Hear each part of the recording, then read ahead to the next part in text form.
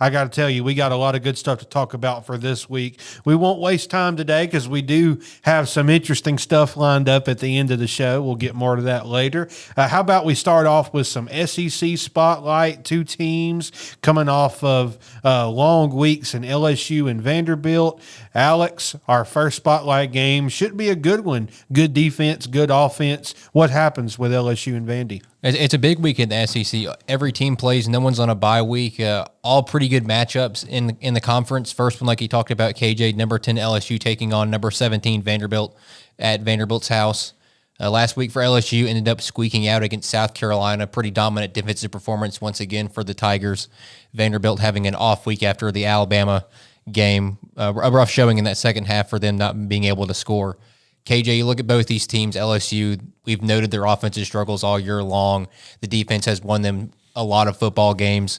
Vanderbilt, their offense has shown they can be good at times, but what we saw against Alabama when Dig Pavia didn't have the running game to lean on and was forced to drop back and pass, he did struggle a lot, and the defense had some busting coverages here and there. You look at this matchup, do you think LSU's offense is able to get back on track against Vanderbilt, or is Vanderbilt just one of those teams that's going to pull off the upset here?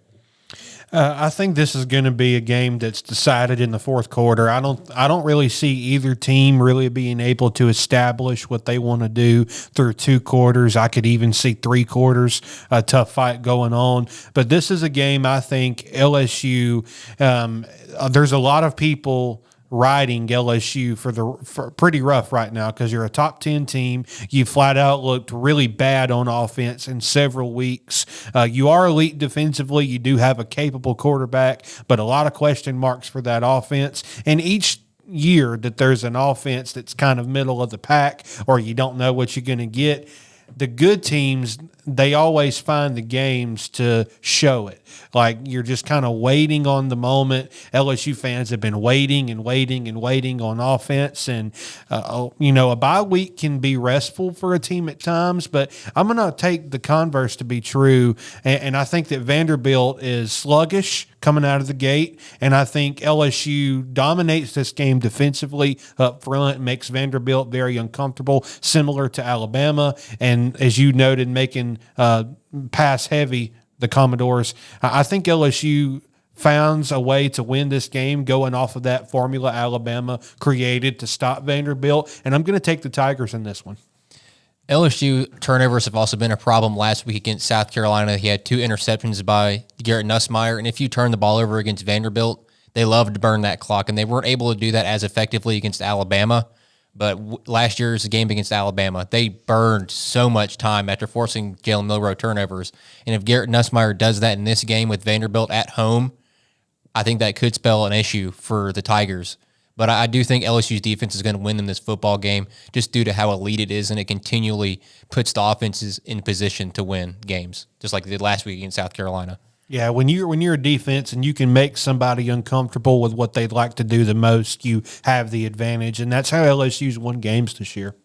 Next up, number 5 Ole Miss taking on number 9 Georgia, going between the hedges, and we're going to talk about Georgia a little bit later, KJ, with what transpired last week against Auburn. But going into this matchup, it's Trinidad Chambliss' first true road matchup in the SEC after coming over from D2 Ferris State. Georgia, pretty rough first half last week, was able to rebound in the second half. Same thing for Ole Miss, rough first half for them, was able to sneak out against Washington State. Do you think either of these teams is able to get back on track this week, or is it going to be another sluggish game? I think both teams will get back on track. I look for both offenses to be ready to step up. I mean, you mentioned Washington State last week. Ole Miss just didn't get off the bus very well in the first half. Showed a lot of areas of improvement in the second half. I think Lane Kiffin's halftime talk probably wasn't very friendly for those Rebels, and they ended up getting the job done. But listen, man, this is a tricky Georgia team because we'll get more into last week's game with Auburn later, as Alex said. But Georgia doesn't have a lot of just sheer X and O talent that's not on offense, right? They don't have those multiple first rounders running around on defense. No Jalen Carter and Jordan Davis. No. There's nobody that can really scare offensive linemen for that team. I mean, they have guys that can make plays, but they don't have that guy, that Jalen Carter, that Roquan Smith that just – we are terrified of him. We got to double him, chip him, whatever we got to do. Georgia doesn't have that guy. And you talk about teams being ready. Ole Miss, I've said this all year long, Ole Miss has a very, very sour taste in their mouth after last year, being left out of the playoff. I think it was the right call to leave them out. I don't think they won enough games, but they felt like they had enough offensive firepower to maybe win a few things, possibly the whole thing. And I don't disagree. I think their offense last year was as advertised, and even though you lose Jackson Dart, you lose Quishon Judkins to the league, you reload, you go find this gem in Trinidad Chambliss, and you have playmakers at running back, playmakers at receiver. Lane Kiffin has a very good team, and I think this is going to be a game that Ole Miss gets the college football world paying back attention to them, and I think this is a good program building win for Lane Kiffin. I think the Rebels get the job done this weekend. The issue with Kirby Smart and the Mike Bobo Georgia offenses has been getting out to slow starts. Going back to last year, the Alabama game, that's been the most notable one, is getting down as much as they did last against Alabama. This year did the same thing. Auburn last week, you got down 10-0, and honestly could have been down 17-0 if there was a few calls that were made or were not made properly. And if you get out to a bad start against Ole Miss, it's going to be rough to get back in the game against Lane Kiffin's offenses. They're not like Josh Heupel, where Josh Heupel takes his foot off the gas and lets you get back in a football game. Lane Kiffin is pedal to the metal. He's going to put up as many points as he wants to because he's got something to prove. He wants to talk about it on social media. He's already talking smack against Kirby Smart on social media this week. And that was absolutely hilarious. I usually think coaches should step back, and I think Lane does too much sometimes, but that's why Lane is Lane. If you haven't heard the interview about what he said about Kirby Smart's physique, I encourage you to do so for a laugh. It's pretty funny. And Georgia doesn't, like you talked about, KJ, doesn't have those guys on the defensive line or in the linebacker core where you're having to double and really worry about them on the edge. They have struggled creating pressure from that defensive line position. Same thing with Alabama this year. Alabama's done a little bit better. And if you're playing Ole Miss, you can't let Trinidad Chambliss sit back in the pocket for 5-6 seconds and make a decision. You have to be able to generate pressure on him because he's going to beat you either with his arm or his legs. Even though Lane Kiffin has a pretty poor road record in the SEC at 8-8 and hasn't won at Athens in his time at Ole Miss, I think this is the game where Ole Miss gets it right with a D2 quarterback leading him the way and the defense playing the way it's played, and they'll be able to beat Georgia this week. Next up, our last spotlight game, the third Saturday in October. Number 11 Tennessee travels to Bryant-Denny Stadium and takes on number 6 Alabama, coming off a big win against Missouri after Bo Perbula decided he was going to pass to the wrong player and ice the game for Missouri. KJ, Tennessee's had Alabama's number in the past few years. Do they have it again, or is Alabama's offense too much for them? Alabama's offense is lethal, and Tennessee needs to be careful thinking that it's going to be the same lapses in protection. I think I don't remember the exact number, but I know in the Bryce Young Alabama versus Tennessee game, he was sacked at least 5 or 6 times. I don't think the offensive line has that bad of a lapse again. I don't think you're going to see this experienced unit look really bad. You talked about Formby. Formby. You talked about him at tackle a few weeks ago in the show for improvement, and he had a pretty rough game at times. It was rough last week. This is a game for Alabama that I think comes down to that offensive line.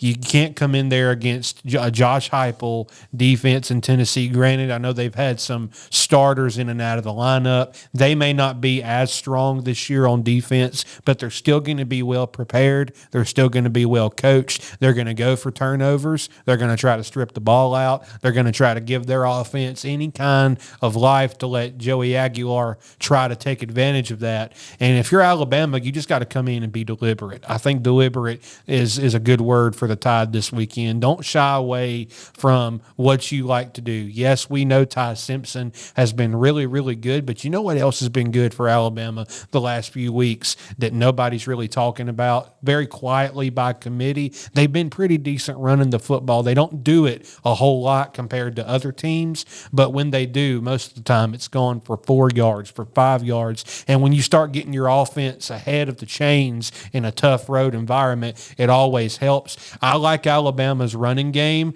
in this game to kind of be the difference. I think Tennessee is going to be ready to bring the heat on Ty Simpson. And if this offensive line and running back field can come ready to play and Kalen DeBoer gives them their chances, I think they can get a little bit of push, get some yardage when they need to, and I think they can do enough on offense to get a tough road victory in Knoxville.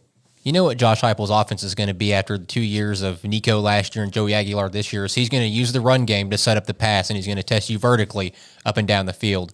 And Alabama has shown some weaknesses defending the run, but the last 2 weeks, the second half against Vanderbilt and then last week against Missouri, did an excellent job defending the run game, held Vanderbilt to under 20 rushing yards in the second half, under 30 rushing yards in the second half. And then against Missouri, held Ahmad Hardy to under 60 rushing yards, one of the best running backs, if not the best running back in the country.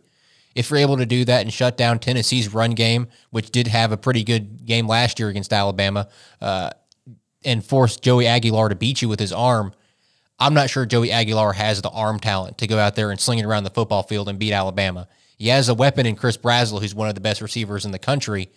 They just don't have the plethora of weapons to be able to beat a defensive backfield for Alabama that has played pretty well and is one of the best pass defenses in the league by ratings.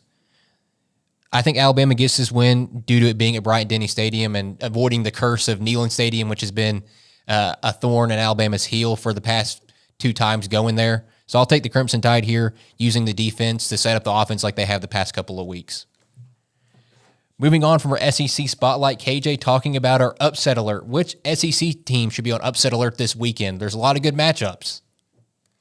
I'm going to take the team that we just talked about, a good matchup, Georgia and Ole Miss. I know on paper it may not be considered a real upset because Ole Miss, I think, is ranked ahead of Georgia, if I'm not mistaken. Yeah. They are 5-9. Just making sure. Ole Miss is ranked ahead of Georgia, but a lot of people still consider Georgia a really heavy favorite in the SEC.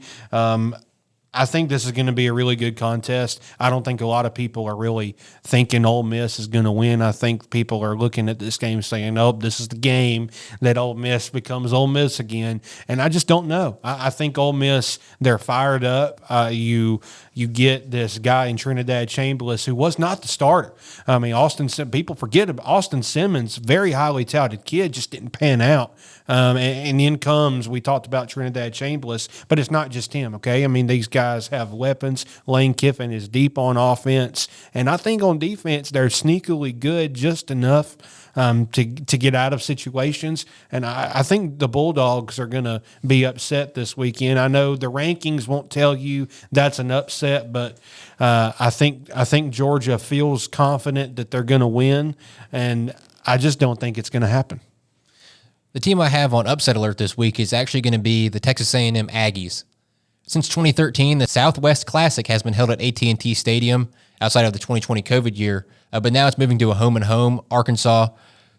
If they held onto the football for their last couple of games against Ole Miss, Memphis, and then last week against Tennessee, they fumbled 3 times against Tennessee. If they held onto the football in those games, I think they beat those 3 opponents, and we're looking at an entirely different Arkansas team. Sam Pittman's probably not fired. You're in the top 25 at that point. And last week against Tennessee, I really do think they had them on the ropes. And if you're able to play Tennessee that way, I think you'll have a good shot beating Texas A&M. A&M, I'm not sold on Marcel Reed as a quarterback. He still misses a lot of easy throws, and he still misses some deep balls similar to what Jackson Arnold struggles with at Auburn. And the defense, while it's been elite the past few weeks, are they going to be able to be elite against an offense that I think is underrated in the country?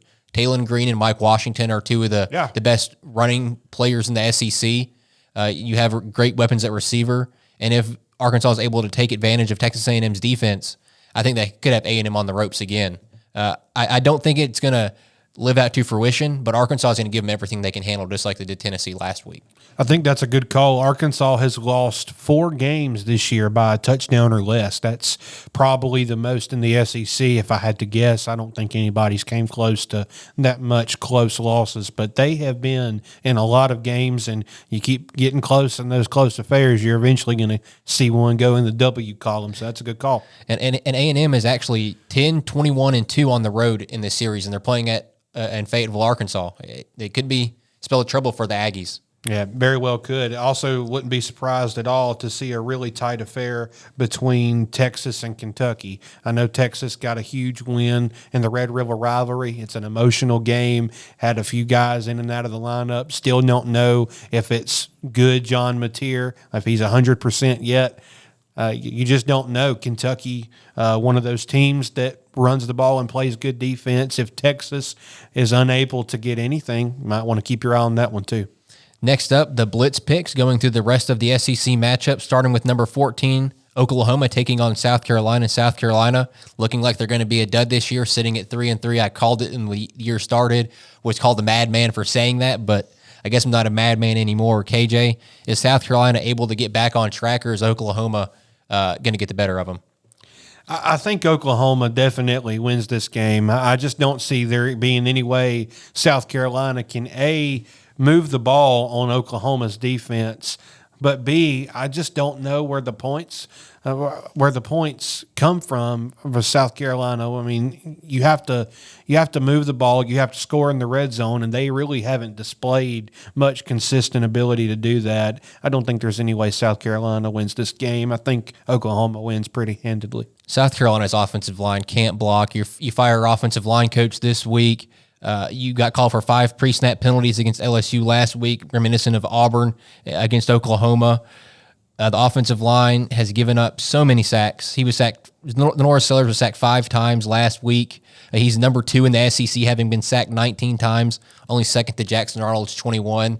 And you don't want to be close to Jackson Arnold in about anything except maybe turnovers. And that this is not only an issue with Norris Sellers protecting him. Back to Spencer Rattler's days, he was one of the most sacked quarterbacks in the country. That was the big issue for them during Rattler's time at quarterback. He was an uber talented quarterback, but his offensive line couldn't block for anything. And that's going to be an issue going against Oklahoma's defensive line, which is one of the best in the country. I talked about it last week, their ratings and defensive stats, their first, second, top 5 almost in every important stat category. And going against South Carolina, whose offense couldn't move anything if they wanted to, I don't think Lenore Sellers is going to get back on track this weekend. Honestly, Shane Beamer's seat might be getting a little hot there in South Carolina.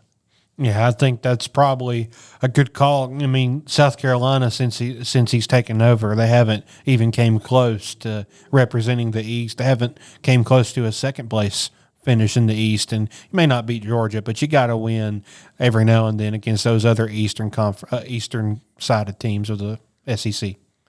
Next up, talked about it a little bit ago, KJ, number 4, Texas A&M taking on Arkansas. Are you with me thinking that Arkansas has a chance here, or is A&M just too hot right now? I absolutely think Arkansas has a chance. I think not disrespecting the talent Texas A&M has. I'm not a huge believer in Marcel Reed in terms of down the field, but I do love their running back core. They have excellent running back production.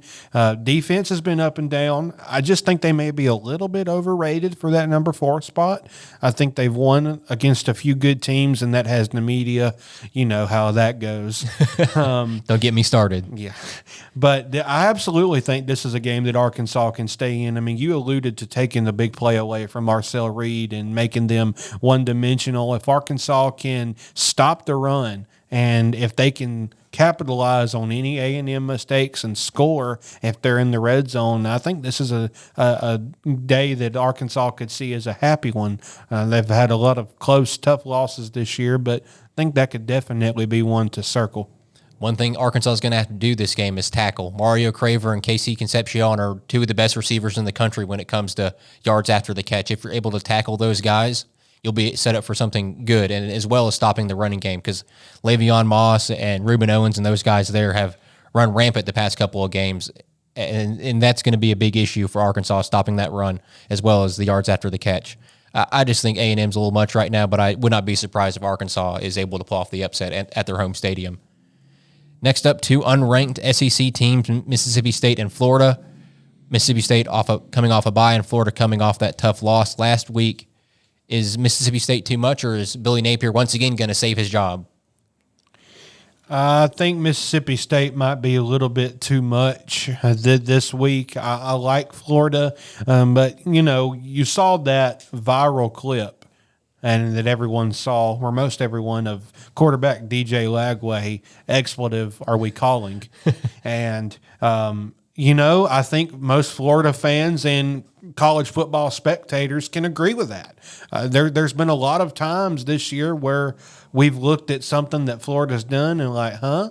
I mean, the clock management in week 2 is a huge reason that they lost to South Florida. Yeah. They were in a huge position to clinch the game versus South Florida, and now they've had a great year, but these are winnable games outside of the SEC. So the frustration setting in against Billy Napier is real. Yes, he did knock off a huge upset against Texas just a few weeks ago, and Florida fared pretty good against Texas A&M for 2.5 quarters. This is just a game that I think Mississippi State is going to get up for. I think they've had a lot of games this year that they feel like they should have won. And other than Arizona State, they've not really had much of an opportunity to beat a really good team other than, of course, the Tide. And I just think that this is a game that Florida is going to have a little tough time getting over that hump. So I wouldn't be surprised to see the Bulldogs win. Should get a really good contest, though. Being in the swamp, Florida's going to use that to their advantage, just like they did against Texas. I think the Gators get the better of Mississippi State, even though I'm a huge Mississippi State fan this year with the way they're playing winning football games after a 2-10 year last season. Get the ball to Dallas Wilson. Florida, if you want to win, just get the ball to this guy. Number 21, Texas traveling to Kentucky. KJ, you mentioned that as a possible upset due to how Texas is playing this season. But are you a true believer in that pick? I never said they'd win. I said don't be surprised to see it be close. I do think Texas probably has enough. Kentucky's offense is just abysmal. I mean, if you looked at Auburn's offense and took away all of the positive plays, the 8 or 9, you'd get Kentucky. And I think this game against Texas, they're just not going to have enough on offense. I think Texas does get the job done, but a slow offensive start for Arch, again, would not surprise me on the road in Lexington. Texas figured out something last week offensively. I know they didn't put up the points, but it looked like Arch got some confidence back. Some of the players got their confidence back. You had some special teams players make some plays. Ryan Niblett running that punt return back. Your defense played better after a pretty putrid performance the previous week against Florida. Texas is figuring it out at the right time, and they're going to beat Kentucky. Yeah, the big thing you mentioned up front, both sides of the football played well last week, didn't play well against Florida, and that's the difference. They're one of those teams where they realize their back's against the wall. You already have 2 losses. You can't afford to lose a third one. Even though that would be your second loss in the SEC, you're behind the 8 ball, making the SEC championship as well as the playoff. Because as we saw last year, 3 losses, you're not guaranteed anything. The last game of the slate, KJ, as I call the Freeze's final stand, number 16 Missouri, in their first road game of the season, travels to the Plains to take on your Auburn Tigers. Well, but it's kind of a catch-22. Like I want to get excited when I'm previewing Auburn, but it's a little bit tough right now. I will get excited about effort. I was really excited to see effort from a few players last week that been kind of waiting on to really show up and emerge. And we've seen good games and good individual plays from Cam Coleman, but I really thought Saturday was one of his better showings as a Tiger, despite being able to do so much more damage, but the rest of the offense just not executing. You saw Cam Coleman blocking for the run game. The few times that we used the running game, it really boded well. And I just keep circling this. Offensive line, circle number 1. Running back usage, circle number 2. And play calling patterns, circle number 3. If you circle all three of those things and there's a green check beside them at the end of the day, Auburn wins this game. If not, then no. And, I was asked my opinion on the Georgia game, and it was something very similar. It come down to three areas: offensive line play, running back production, and is the play calling pattern is going to be deceitful enough, and is the defense going to tackle? Defense showed you they're going to tackle 9 times out of 10. A few misses here and there, but the Auburn defense is really strong. They've been the only reason that we've been in the games that we've been in so far. I think that rings true. I think the defense comes out at home against Missouri with a lot to prove. I think they do enough to get in Bo Pribula's way and slow him down, and I think Auburn's offense does just enough for now to keep Hugh Freeze employed, and I think Auburn finds a way to get a close win. I'm really trying to speak this into existence. I'm really trying. Every week you try to speak it into existence. I try. Hey, look, all we can do is try, and all I can ask Hugh Freeze to do is to try not to have the same patterns over and over, because if I can call it from Magnolia Drive on my couch, I think the guys across the line of scrimmage in the game can call it too. Just have some fun, be a little deceitful, and mix things up a little bit. Use your running backs. Damari Alston not with the team. Please feed Jeremiah Cobb. Use Omar Mabson. You recruit 5 running backs for a reason. Use them. If you do that, I think Missouri might be in a little bit of trouble. Might get a second consecutive loss. I think Auburn finds a way to win a close one. Being Missouri's first road game can't be understated. Bo Pribula to be his first road game as a starter at Missouri. Ahmad Hardy's never played in this environment. A lot of defensive players haven't either. And the Plains is a hard place to play. As a Bama fan that's been there for the past two Iron Bowls at Jordan-Hare Stadium, that's a tough place to be in as an opposing team. And being your first road test, I don't know if Missouri's going to be able to handle it. Auburn, if you get your offense playing like it did in the first half, granted, you got some issues with the referees that need to be fixed. If you play that way, you're able to continue playing that way into the second half and not get fazed by if a mistake is made or if a call doesn't go your way. Just continue to play the way you've played. Lean on that defense that has been elite all year long. Auburn will be good in this football game beating Missouri, and I think they do that this week because Bo Pribula is not the best quarterback in the world. And if you take away Ahmad Hardy, I'm not sold on him to be able to lead an offense up and down the field against Auburn's defense. In the hot seat, KJ, I think we're pretty clear on, we can both agree on who's in the hot seat this week. Auburn coach Hugh Freeze. I'm just going to give you the floor here, KJ. Freeze in 31 games, 14-17 with 5-14 record in the SEC. Harsin was 9-12 and 4-9 in conference games. Harsin has a higher win percentage in the SEC, a lower one when it comes to out-of-conference games. These guys are compared a lot. Hugh Freeze is a better recruiter, but it feels like Brian Harsin's a better in-game coach. Who do you think is able? Do you think Hugh Freeze is on the hot seat this week? I think it's starting to burn a little bit. I'm not on the train of if we lose to Missouri, he's gone. I think that might be a little too far out in front, especially given the history of Auburn. I mean, you got to remember, Auburn is still having to pay not just Brian Harsin. We're all not even done paying Gus Malzahn. And Gus Malzahn is sitting happy at Florida State right now.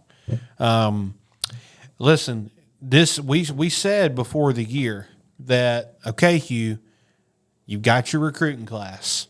Okay, Hugh, you've got your quarterback or the transfer portal. All right, Hugh, you've got running backs. All right, Hugh, you've got receivers. How many times did we before the season with different things say, all right, Hugh, this is better. What's your excuse now? It's to that point to where like, okay, this is better. This is better. This is better. Probably about the only thing that you can say is not better since Hugh Freeze has been to Auburn as far as like depth that Brian Harsin had. As you mentioned the recruiting. Now, I don't want to, take everything away from Hugh Freeze because Brian Harsin would have never came close to getting Cam Coleman. Brian Harsin would have never came close to getting anybody that is starring on our defense right now. It just wouldn't have happened. This guy was losing in-state products. Sylvester Smith was told by Brian Harsin that they were not interested when Sylvester wanted to play at Auburn.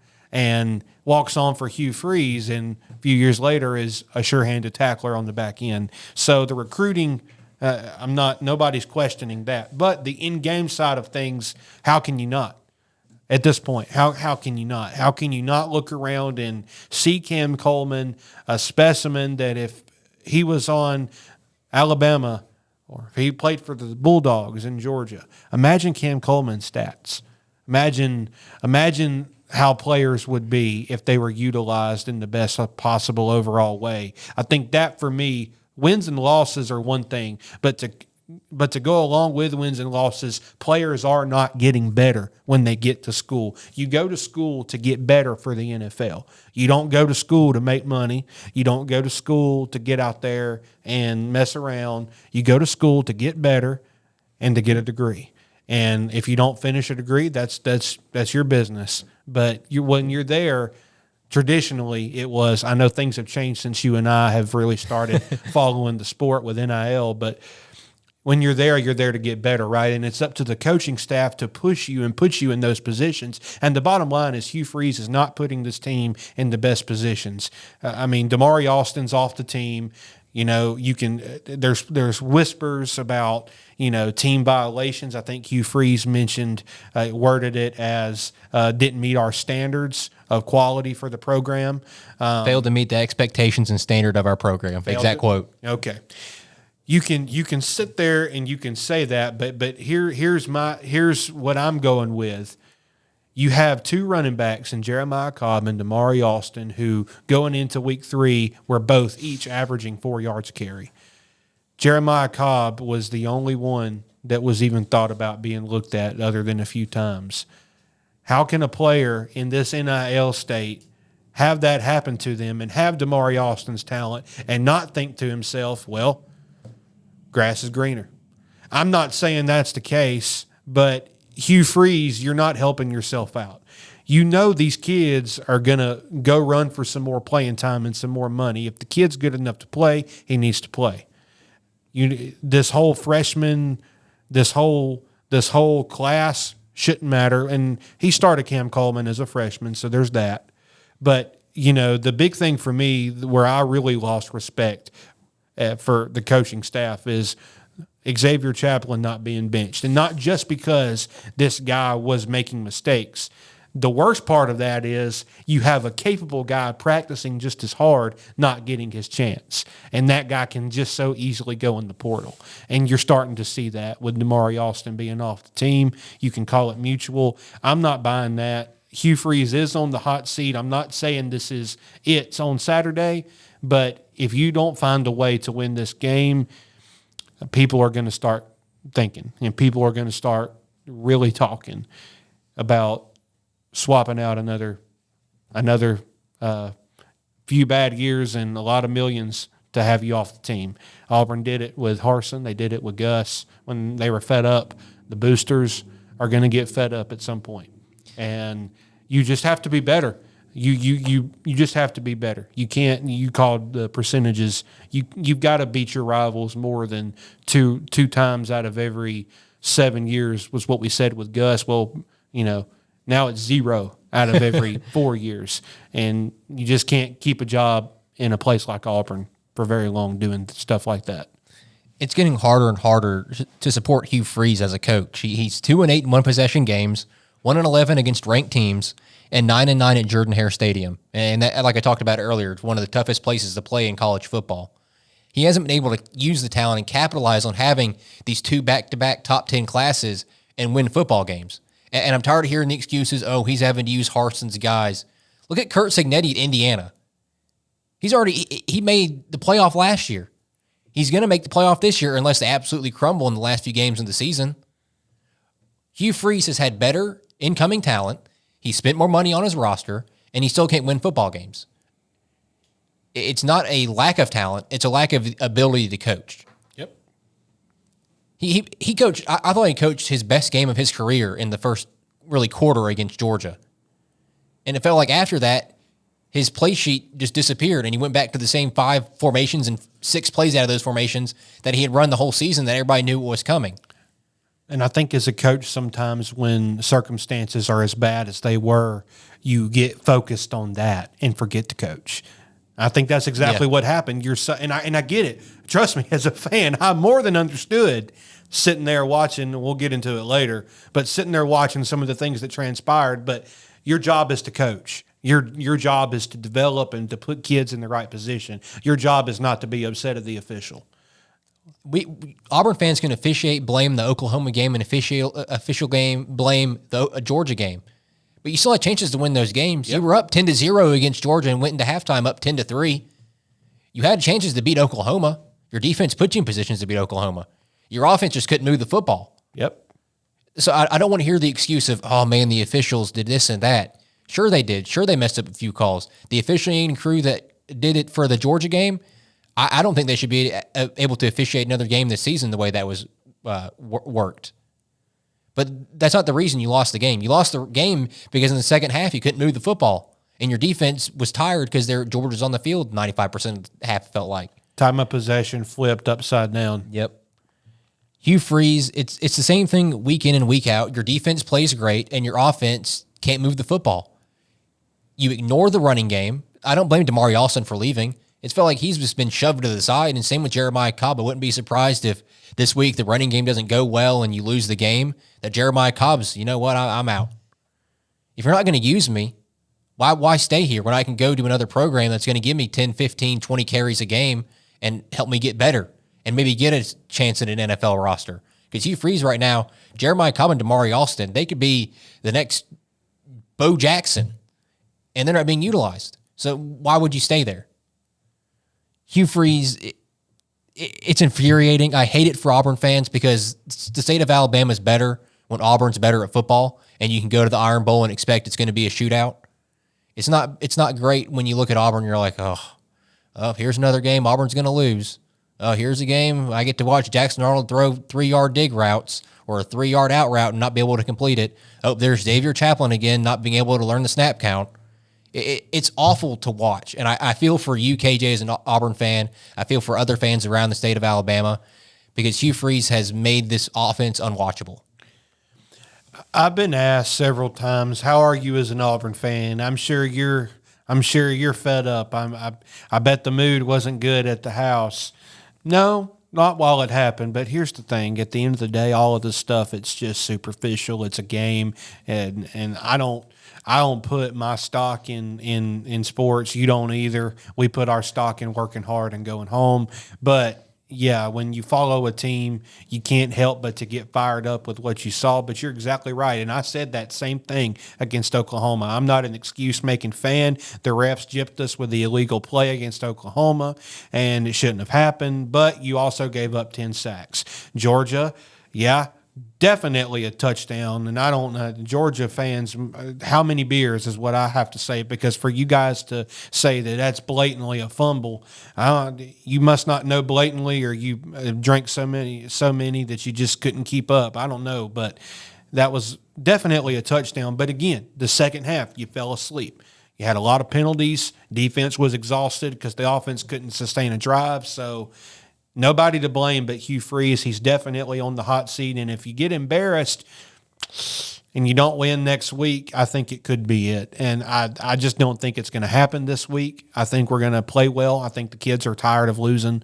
But Hugh Freeze, you better start keeping your players on the field that need to be on the field, or Damari Alston's going to happen again. I don't buy the breaking our stand. I don't buy that. You can miss me with it. I'm an Auburn fan through and through, but I'm not gonna stand for that. I think that this coaching staff just doesn't have gonads right now in character. And I think for Auburn to be relevant again, and for the state football to be relevant again, both of those need to come up and fast. Let's step aside from the Hugh Freeze and talk about the on the rise KJ. Thank you for changing the subject. I felt my blood pressure going doop, doop, doop. Well, it's about to go up again after we talk about this and move on to our no. That's Tougher, That's Enough. But the player, coach, or team that has shown improvement over the last couple of weeks, who's your player that's on the rise, KJ? It's getting tougher and tougher as the season goes on because every player, it feels like, is already on the rise. Yeah, these guys are all in midseason form, no doubt about that. But as a guy that was a little bit critical on Georgia, and I'm not super. I still don't like Georgia. I don't like Kirby Smart, but one guy that really impressed me is for them is the quarterback. I mean, what was Georgia's passing game supposed to be like before this season? What did everybody say? Oh, it's just going to be the running game. It's just going to be the running game. There are people saying he's going to be benched midseason for the backup because they didn't believe in him. Yeah, and this has just been him managing the game at its best. Kirby has done a really good job, I think, of simplifying the passing game. They have really good running back production, and they have a pretty solid defense in some cases. They lack the alpha dogs, but the passing game has just been off the chain for Georgia. At times they've done enough, and I mean, he's even used his legs. He's even used his legs at times. So I am for the on the rise pick. I am taking Gunnar Stockton. I talked about this guy in week 2 of the season. Lottie Brooks, the Bama receiver, talked about him when he came out with ULM game. Had an outstanding performance there. And last week against Missouri, Ryan Williams dealing with his head injury he suffered the previous week. Felt like he was a decoy out there, didn't catch a single pass. Jeremy Bernard was held in check for a majority of that game, and it fell on Lottie Brooks' shoulders to go out there and make plays. And that's exactly what he did. You can talk about the catch in double coverage, the catch on the 4th down play that ended up winning Alabama the football game on the 4th and long, going to the sideline, toe tapping with the guy on his back. Helmet came off after the catch was made, still able to do it. He continually made big plays for Alabama as a true freshman receiver who's undersized. He's 5'10", 5'9". And to be able to make those plays, and for Ty Simpson and Kalen DeBoer and Ryan Grubb to have the confidence in him to call those plays and give him the football in those moments, shows me that he is on the rise, not only in that coaching room on that roster, but for fans as well. It's super exciting to be able to see guys like Jeremy Bernard and Isaiah Horton and Ryan Williams play good, but to know that you have guys like Lottie Brooks and Rico Scott behind them that can make just as good as plays as those guys allows Ty Simpson, Ryan Grubb, and Kalen DeBoer to sub in guys in and out and not have to worry about some conditioning. So Lottie Brooks is on the rise, and next year I'm excited to see what he can do with some more PT with Jeremy Bernard gone. You just have to love undersized receivers. If you're able to run routes, you can be a good receiver no matter your height.